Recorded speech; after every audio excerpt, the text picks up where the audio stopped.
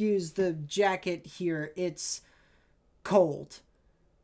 A few months ago, I did a Redux video of my Metallica review video I did in 2020. Let's all give a collective hooray for Robert being able to shine for more than 2 seconds. And I did that video to correspond with the new Metallica album that came out this year. And while there hasn't been any new material from Queen, I figured it would only feel right to also do a Redux video of my Queen video I did in 2020 as well. What?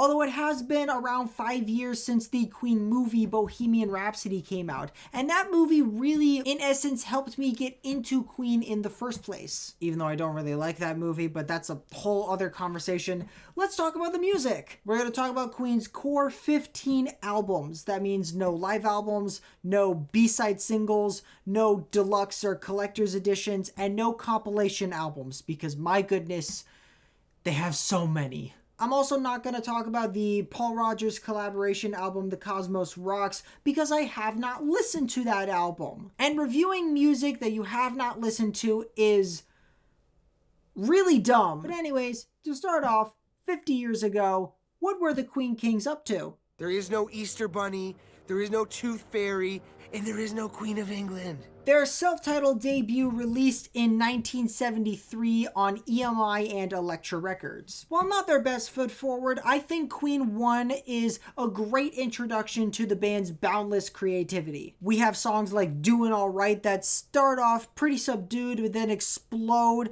into this bombastic bridge. Emotive tunes like My Fairy King and The Night Comes Down, and who can forget the heavy epics like Great King Rat and Liar. This is definitely one of Queen's more metal adjacent albums, and as a born and bred metalhead, I very much appreciate that. Though just like a lot of early metal albums, the production is not the best. It's raw and rough around the edges, and that can be beneficial sometimes, but not all the time. I also want to mention the closing track, which is an early version of the track 7 Seas of Rye, which I'm pretty mixed on. On the one hand, with the benefit of hindsight, it's kind of a neat next time on Dragon Ball Z kind of thing. But on the other hand, looking at this album in a vacuum, I don't really think it was that necessary, which is why I think it's my least favorite track. As for my favorite, I used to be really stuck on Keep Yourself Alive as my favorite, and while I still do really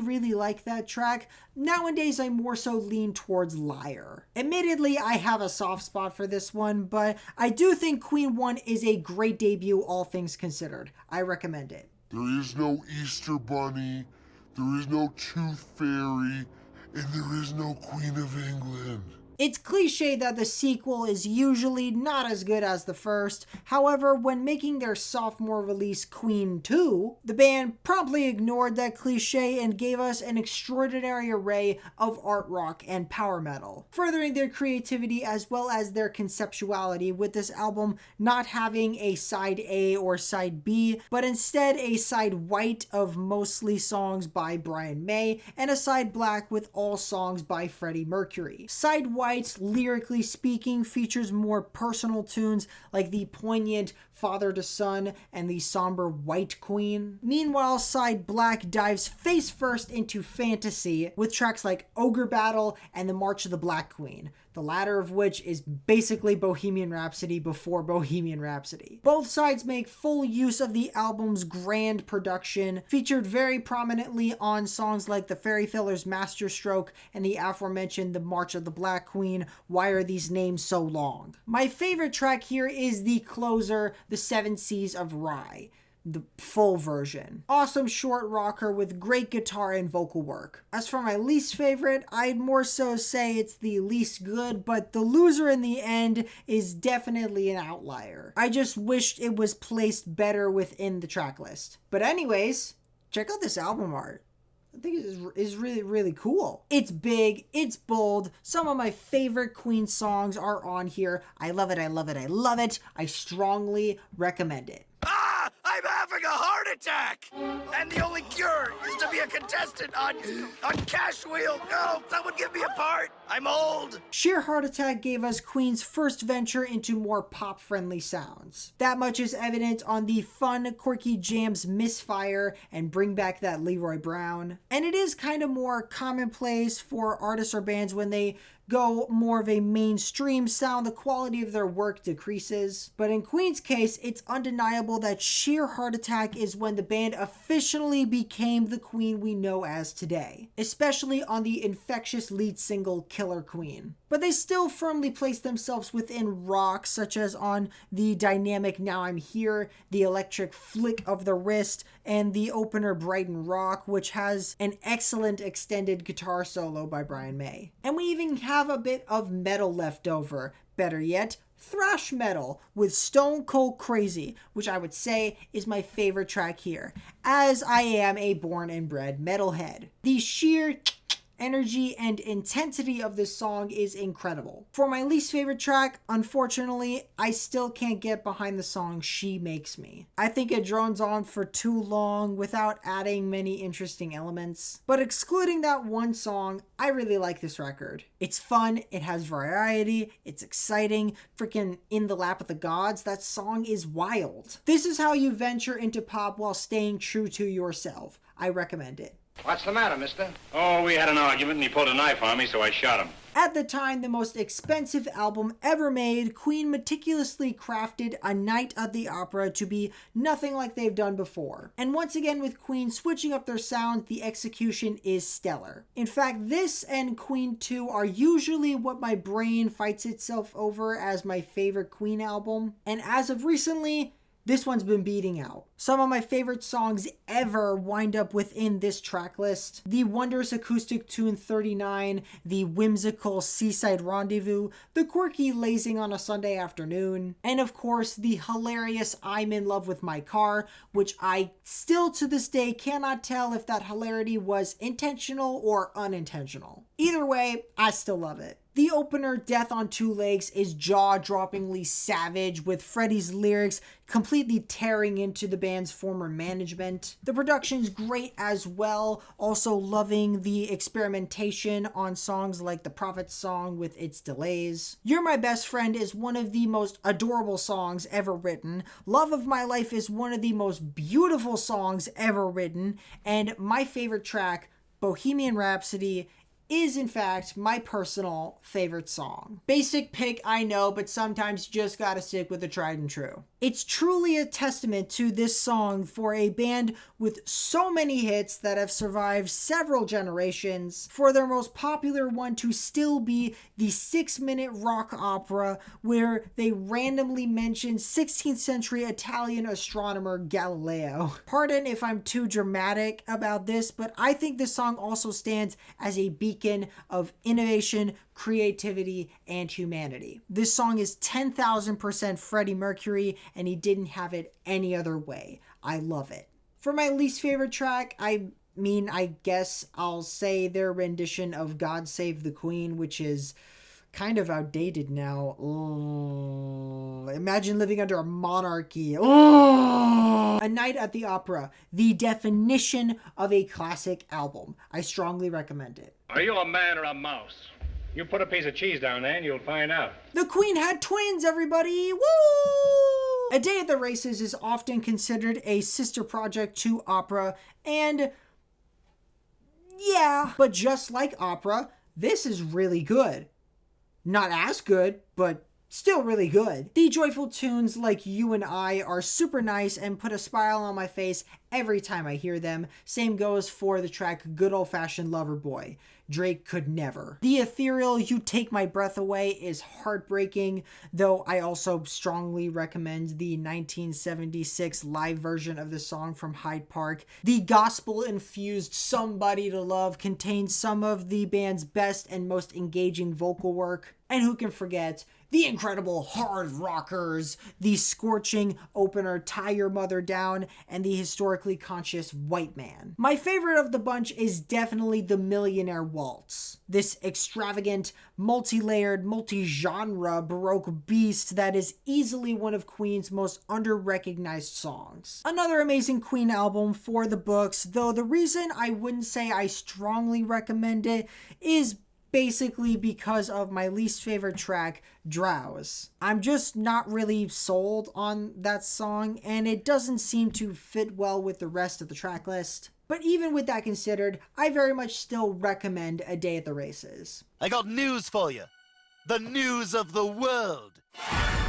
Just when you thought Queen couldn't get more adventurous with their sounds, they come out with News of the World in 1977. We get the bluesy tune Sleeping on the Sidewalk. We get more melancholy ventures like All Dead, and the appropriately titled closer, My Melancholy Blues. And we get raw, energetic punk with Sheer Heart Attack. Don't ask me why this was not on the Sheer Heart Attack album. I legitimately do not know. This also marks Queen's full-on turn into more arena rock tunes. This includes the inspiring Spread Your Wings and the captivating It's Late. Everyone and their mom's dog knows the opener We Will Rock You, really a defining anthem of popular music. It's actually kind of crazy how much that is not a hot take. And everyone also knows my favorite track, We Are the Champions. I will never get over how triumphant this song is, and every time I hear it, I'm just like, oh my god, I am so great at everything. For my least favorite track, Fight from the Inside is another one for the least good category, because I still think the song is pretty neat. God, Queen just can't stop cooking, man. I strongly recommend this album.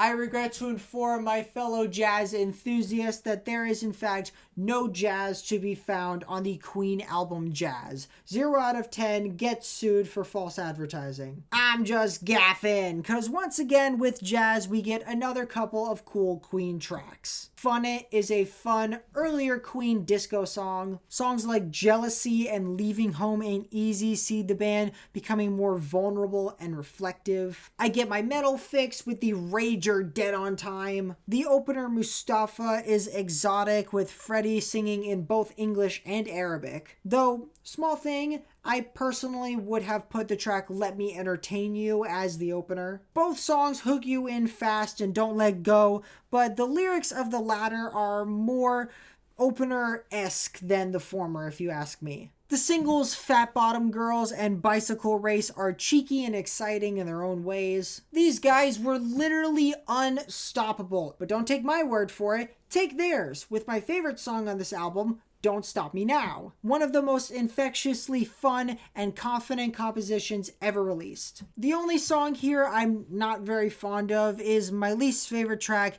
the closer More of That Jazz. The song itself is decent, but the collage of the previous songs is pretty jarring. But even with a lackluster ending, Jazz caps off an incredible decade of great material from this band. I recommend it. Is this game worth it? Does that answer your question?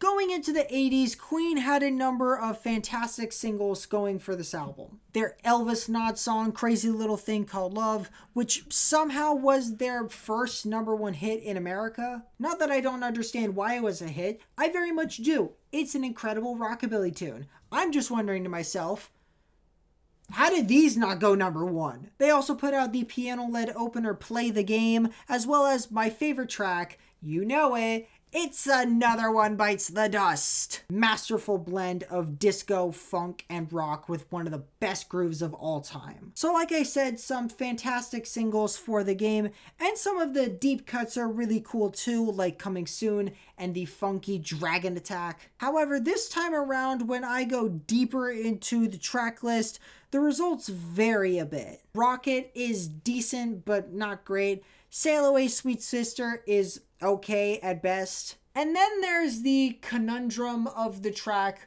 Don't Try Suicide. See, this song has a great dancey instrumental that I would love to dance to if it weren't for the lyrics where they seem to treat people that want to commit suicide as a joke. At least that's how I interpreted it, but I really don't see how else you could interpret lyrics such as, think you're gonna slash your wrist this time, baby when you do it, all you do is get on my tits. Excuse me, huh? But I've seen people that said this song helped them in their time of need, and I'm glad that those people found this song helpful. Unfortunately for me, it's my least favorite here. The Game stands to me as Queen's first true downgrade within full albums, though I do still enjoy a majority of it. I slightly recommend it. You can do this now. Run, Barry, run!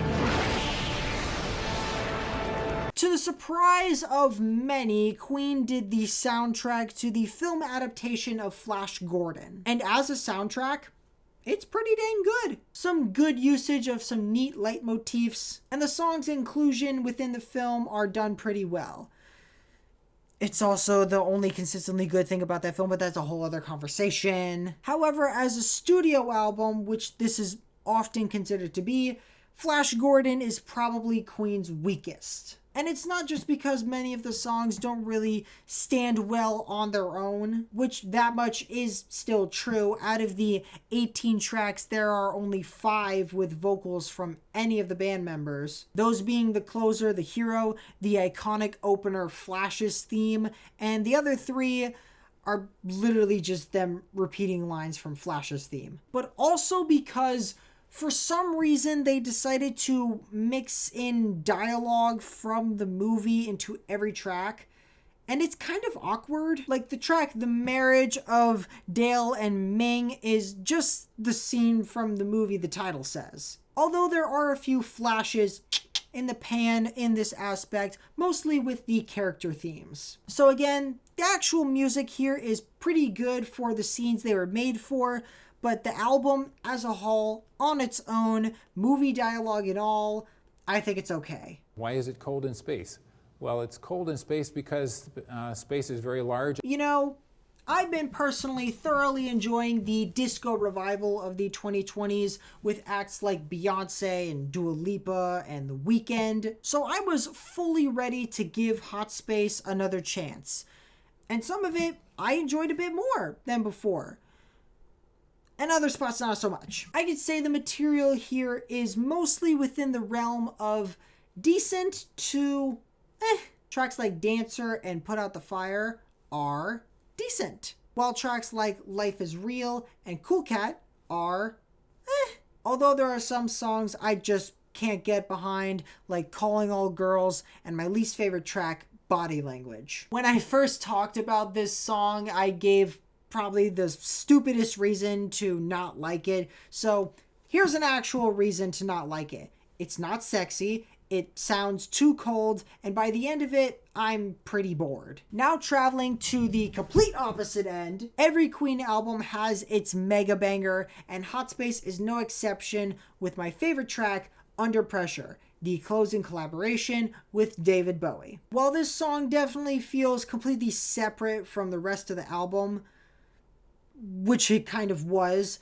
it's still super catchy. The chemistry between Freddie and David is mwah, and the bass line is one of John Deacon's best. This bass line is so good, Vanilla Ice had to steal it to make people think he had a good song. But on the whole, Hot Space is still a mixed bag for me. I definitely enjoy and appreciate it more nowadays, but nonetheless, I think it's okay. At least this album helped influence the making of Thriller.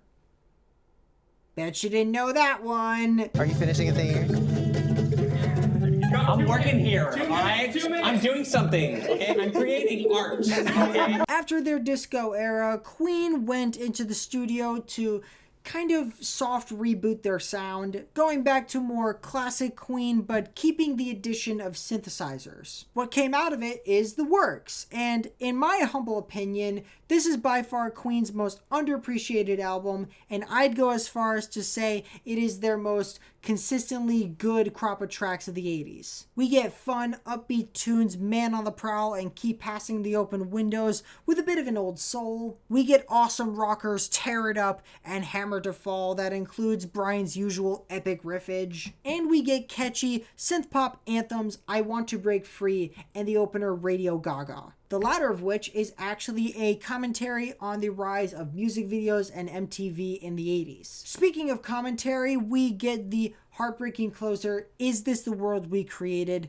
that looks at the broken state of the world and sadly still reigns relevant almost 40 years later. Although I do have to agree with the masses when it comes to my least favorite track, Machines. The song is just kind of okay, but it definitely sticks out, especially as being in the middle of a bunch of really solid songs. As far as my favorite track goes, that title changes between all the other 8 tracks all of the time, really. Today I'm in a keep passing the open windows mood, but tomorrow I might be in a hammer to fall mood. The Works is great. Listen to it. I recommend it. Do a magic trick for me. No, go away. You're not magic. I'm about as magic as your dad, mate. And he disappeared, didn't he? A Kind of Magic is cool.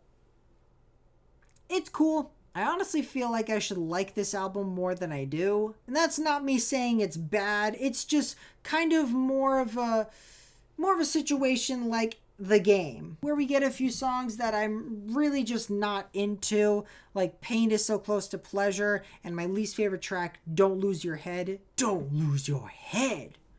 Don't lose your head. But Queen have to, of course, also throw in some of the best songs of all time, such as the gorgeous Who Wants to Live Forever, the awesome closer Princes of the Universe, and my favorite track, the opener One Vision. This song has one of my favorite Brian riffs, as well as fun and engaging lyrics. I'd also like to point out that a lot of these songs were used in the 1986 film Highlander, which does come into play with the track Gimme the Prize, which is a theme for one of the characters, and it's really cool up until they add dialogue from the movie into the song. Why do they keep insisting on doing this? So to put it simply, A Kind of Magic, just like The Game, I slightly recommend. Okay, Johnny. What? Come on. It's a Christmas miracle! I can do what I want! It's a Christmas miracle! Sorry to sound like a broken record, but I feel the same way once again with The Miracle. Although I think the hits on this one are kind of all in the same caliber of greatness for me. Stuff like the hopeful title track, the confident I Want It All, the funky fun, the Invisible Man and Breakthrough, and the tracks Scandal and the closer Was It All Worth It, which have incredible lyrics. I really like those 6 songs, and it's kind of like The Works, where my favorite of those is always changing. For now, I'll say Scandal is my favorite. And then there are 4 more tracks that I don't really care for. In terms of a least favorite, that is probably the track My Baby Does Me, which I find to be a very filler track. Though the sound of this album is pretty heavier than the last few releases, and I quite like that. Though the synths on this album can feel a bit dated. And I do really like that Queen, even 13 albums deep, are still experimenting with their sound, like on the opener Party. One more thing I'll mention, I hate this album cover. It's stupid, it's disgusting, it's bad, it's no good. I want it off my screen, and I want it off my screen now. And to do that, I will say that The Miracle is another slightly recommend for me. Welcome to WatchMojo.com. And today we're counting down our picks for the top 10 innuendos in kids' movies. It's the 90s, and Queen decide to fully bring back their metallic might front and center with Innuendo. Said might can be seen on hard rockers like Headlong, I Can't Live With You, and especially The Hitman. The Hitman is probably the heaviest song they've ever made, and as a born and bred metalhead, the opening title track is one of Queen's most layered songs musically and lyrically, and the iconic closer, The Show Must Go On, is probably Queen's most passionate power ballad. And even with Freddie Mercury being very sick at this point with HIV, you would have no idea hearing his outstanding vocals on tracks like Don't Try So Hard and the aforementioned The Show Must Go On. Though they still have some good synth pop to splice in here and there. I'm Going Slightly Mad is a very fun kind of oddball tune. And then there's my favorite track from this album, and one of my favorite songs ever, These Are the Days of Our Lives. Super reflective and relaxing tune that I like to listen to when I'm ever in the mood to reminisce, and I feel like I'm going to be doing that to this song for many years to come. If I had to pick a least favorite, I guess I would go with Delilah, though I do appreciate it more now as a newly converted cat person. I put my mortgage in my cat's name. However, it is still definitely an outlier within the track list. This is definitely Queen's best album since the 70s, and I'm happy to say I strongly recommend it. Did it hurt when you fell from heaven? No, but it did hurt when I fell from that second-story balcony. The final Queen album, released years after Freddie Mercury's unfortunate death, consisting of material recorded right before his death, remakes of solo songs, as well as a 4-second track of Freddie Mercury saying, "Yeah," which is absolutely perfect in every way possible. There's quite a bit of somber songs on here, like Mother Love and the opener It's a Beautiful Day. Tracks like Let Me Live and Too Much Love Will Kill You are very emotionally captivating. And I do really enjoy the solo song reworks, like the title track and my favorite track, I Was Born to Love You, done within the Queen context. Though I will say Made in Heaven on a whole feels kind of thrown together, though given the circumstances behind it, that's very understandable. They tried their best to create a satisfying send-off to their friend and bandmate, but as a listener, while I do like it most of the time,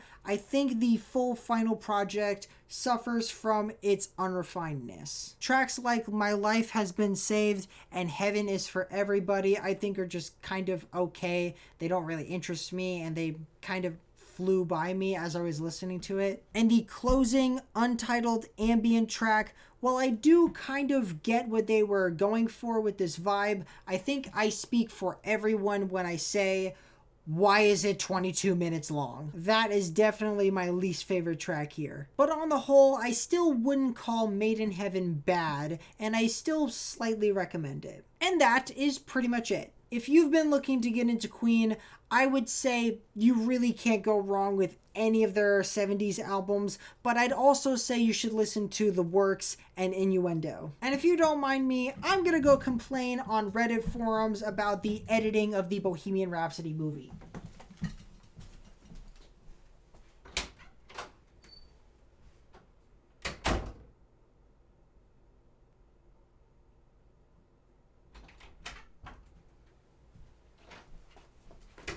Cat.